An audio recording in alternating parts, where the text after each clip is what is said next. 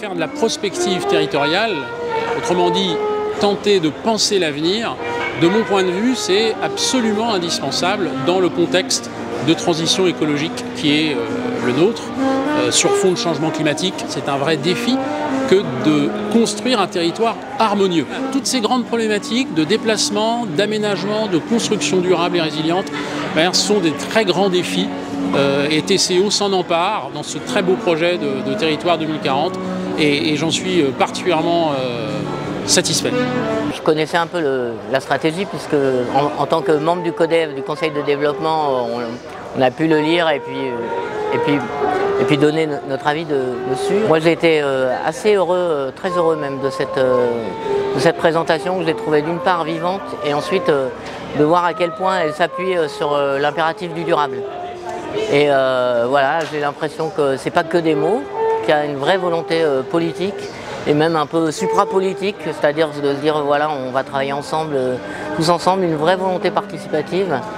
Et on croise les doigts maintenant, on croise les doigts pour qu'on arrive à mettre tout ça ensemble en place. Voilà. L'école a engagé déjà depuis plusieurs années une réflexion sur les modifications dans l'aménagement et l'acte de bâtir, en prenant en compte les défis climatiques de demain et les défis de la Réunion. Nous avons tous à y apporter notre pierre et notre soutien pour être innovants, faire changer les modes d'habiter, les modes de travailler, les modes d'organiser également la ville.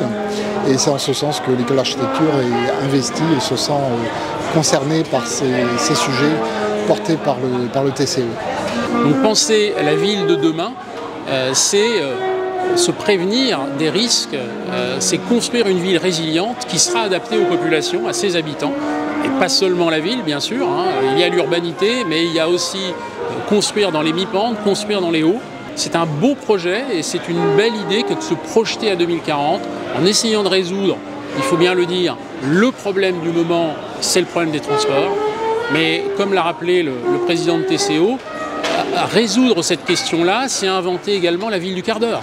C'est permettre aux habitants tout simplement d'accéder à des services marchands, non marchands, à aller travailler, se former près de chez eux, à moins d'un quart d'heure.